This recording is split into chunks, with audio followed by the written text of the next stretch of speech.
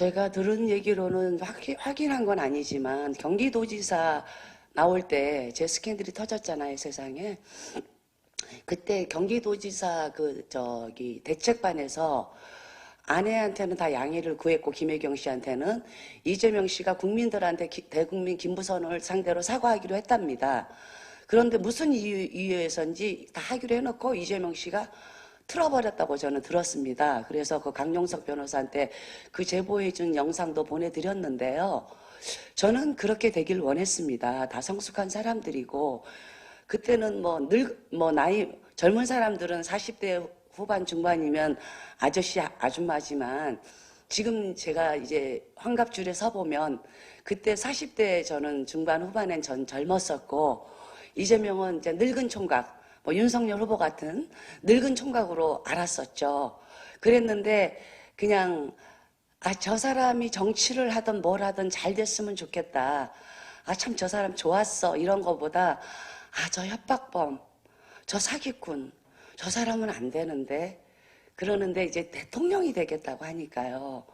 저는 민주당 지지자예요. 한 번도 어떤 정당의 당원 가입은 해본 적이 없지만 평생 민주당에다가 무료 자원봉사를 했습니다. 대선 때나 총선 때 내 돈 써가면서 전국을 오갔습니다. 진보신당이나 지금 여자 후보 나오신 심상정 의원님도 보았고 좌파예요. 그럼에도 불구하고 좌파 정권이 잡았을 때 보십시오. 우리가 세상 살아본 사람들, 언론인 여러분들, 제 나이쯤 되는 주부들은 누가 거짓말 하는지 다 알지 않습니까? 그런데 우리가 정치인들한테 거짓말에 질리고 환멸을 느끼지 않습니까? 네. 그래서 저는 나 하나 희생하더라도 이재명이가 얼마나 사악하고 치졸한 거짓말쟁이인가를 고발하고 싶었습니다. 네. 저는 연예인들이 정치인을 만나서 화려한 무슨 첩질 이런 게 아니고요. 이재명과 만날 때는 1년 동안 관리비를 못 내가지고 1년을 관리비를 미뤘어 있던 상태였고 한 달에 250만 원의 주택 이자 돈, 집을 사면서 빌린 2억 7천만 원에 대한 이자를 낼 수가 없었는데도 이재명 씨는 돈 잘 버는 변호사였는데 모른 척 했어요. 그래도 저는 관리비 한번 달라고 요구한 적 없어요. 왜? 사랑하는데 돈 거래는 이건 너무 제가 봤을 때는 유치했어요. 하지만 그 이후에 조카 얘기를 하고 아무렇지도 않게 제가 살인자보다도 더 놀라운 건 그 조카면 아들이지 않습니까? 우리 한국적인 정서로는 면회를 한 번도 안 갔다는 소리에 소름이 끼쳤습니다. 저는 아무도 세상에 의지할 남자가 없고 오직 만나는 사람은 이 사람이 만나달라고 만나주는데 연인이라고 제가 어떤 어려운 상황에 처해 있을 수도 있잖아요. 그리고 정말 법조인이 필요할 때 나는 모른 척 하겠구나라는 생각이 들었어요. 자기 조카 면회를 한 번도 안 가봤다는 소리에 살인자 조카가 있었다는 소리도 정이 떨어졌지만 근데 한 번도 면회를 안 갔다는 소리에 저는 오만정이 떨어졌고 이재명 씨는 그 이후로 딱 제가 전화를 안 받고 어쩌다 계속 전화 오면 소리 지르면서 전화하지 말라고요 하고 끊어버리는 이유를 몰랐을 거예요. 근데 이재명 씨한테 말씀드립니다. 저는 재명 씨가 조카 살인 사건에 대해서 얘기한 것보다 그 비정함, 그 외삼촌으로서 변호사로서 집안에 정말 유일하게 배운 사람, 힘 있는 사람 변호사가 면회 한 번 안 갔다는 소리에 오만정이 떨어졌어요. 근데 근래에 알고 보니 당신은 면회 변론까지 했더군요. 변론까지. 그랬습니다. 네. 여러분들이 이재명에 대해서 성향을 잘 아시겠지만요. 사실인데도 제가 사실이 아니라는 거에 대해서 그걸 근거로 무고한 일베 청년과 고 정미영 씨를 고소해서 처벌까지 받게 한 사람이에요. 그래서 만약에 그 사람 성향대로라면 시민들은 엄청나게 수십 명을 지금도 고소를 하고 허위 사실 및 명예훼손으로 고소를 진행했는데 이게 사실이 아니면 무고에 해당됩니다. 제가. 그렇죠? 무고죄는 형사법 중에서도 가장 엄격하고 강력하게 처벌한다고 들었습니다. 제가 이렇게 자유롭게 앉아 있을까요? 네. 그걸로 반문 대신 대답을 하겠습니다. 그런 그러니까 손톱에 그런 검은 선이 있다는 걸 알 수 있을 만한 사진이 있는지 있다 한다면 뭐 그럴 위험 그러니까 그렇게 의심할 수도 있겠죠. 아마 그런 사진 있는지는 잘 모르겠습니다. 그건 죄송하지만 언론 여러분들이 좀 한번 좀 참조하시면 좋겠고요. 순간 이런 생각은 듭니다.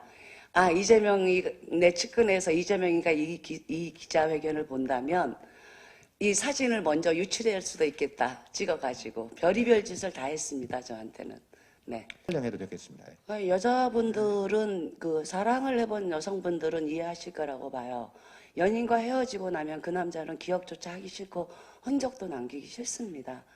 그래서 그때 제가 평생을 애기 아빠 연락을 기다리던, 그래서 그 여배우로서의 일에 대한 어떤 그런 전화보다도 아이 아빠가 내 전화번호를 바꿔버리면 내 아이와 나를 찾을 수 없을까 싶어서 저는 핸드폰 번호를 여지껏 단 한 번도 바뀐 적이 없어요. 근데 이재명과 헤어지고 나서 전화번호를 바꿔버리고 집을 전세를 주고 서울에서 전세 얻을 돈이 부족해서 남양주 화도읍이라는데 이한 아파트에 1억 주고 전세를 살고, 그러고서는 굉장히 울면서 충령산을 다녔는데 그때 몇 년 만에 그 MBC의 기분 좋은 날 프로를 나가가지고 반응이 좋았는데, 그때 정청래 지금 민주당 의원이 이재명을 이제 선관위 하는 분이, 정청래 의원이 전화가 왔어요. 아, 부선씨, 이재명과의 관계를 소문이 있던데 그거 사실입니까? 라고 물어봐서 사실이라고 얘기를 했고, 그리고 정봉주 씨한테도 주진우와의 녹취도 제가 전달을 해줬고, 그 당시 2010년도에는요 제가 정말로 그 억울해서요, 그런 그 협박과 쌍욕과 그런 그 폭언을 듣고 나서 정말 진정이 안 되고 너무너무 가슴이 아파서, 뭐 정말 정치적으로 이 사람을 매장시켜버릴 마음이라면 국힘의 관계자들이나 보수 언론 쪽을 찾아갔겠죠. 그러나 매우 조심스럽게 그 국회의원들 전화번호는 저는 옛날 사람이라 요즘 젊은 사람들은 다 공개돼 있어서 찾는다는데 저는 몰라요. 굉장히 어렵게 알아가지고 박선숙 의원님하고 직접 통화했습니다. 그리고 박선숙 의원님이 사연을 다 1시간 넘게 들어주시고, 제가 대성통곡을 했는데 같은 여성으로서, 같은 이재명과의 같은 정치인으로서 사과드립니다라고 대신 사과돼서 제가 그때 굉장히 감동했던 기억이 있고요.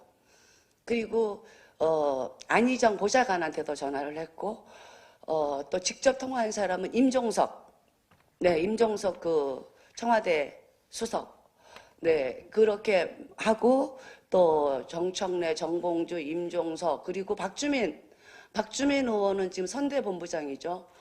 전 정말 마음이 아파요. 한 4년 전인가 아파트 난방 비리가 터져서 너무나 부녀회장한테 눈만 뜨면 고소를 당할 정도로 많은 고소를 당했습니다. 그래서 박주민 의원을 알게 됐는데, 변호사일 때 그때 이재명 얘기를 했습니다. 도저히 억울해서 못 살겠다. 그 네티즌들의 악플과 저주를 나는 감당을 못하겠다. 진실을 밝히고 싶다. 고소를 좀 해달라고 했습니다. 이재명을 허위사실이란 명예훼손으로. 법무법인 20을 찾아가서요. 그랬더니 박주민 의원께서 뭐라고 하셨냐면, 어제 이재명 씨가 전화 와서 사무실로 찾아와서 어제 국정원을 상대로 명예훼손으로 고소를 했기 때문에, 자기가 선임한 사람을 먼저 선임했기 때문에 제가 이재명을 공격하는, 처벌하는 변론은 변호사법에 걸려서, 변호사법 윤리로 걸려서 맡을 수가 없다고 하셨어요. 그래서 되게 이해하고, 박주민 의원 정도, 변호사님 정도라면 똑똑하신 분이니까 좀 밝혀주실 것 같다라는 생각을 했다가 좌절했던 적이 있어요. 근데 그거를 가지고 나쁜 사람 이걸 얘기하고자 하는 게 아닙니다. 그냥 다 동지라고 생각했고 그들이 좋은 정치를 할 것 같았고, 그냥 일개 변호사일 때 국회의원이 되길 바라면서 많이 선거운동도 도와드리고 했습니다, 저는. 그런데 막상 이재명 스캔들이 터졌을 때 민주당의 그 지도부 의원들이 모두가 침묵했을 때 많이 서운했습니다.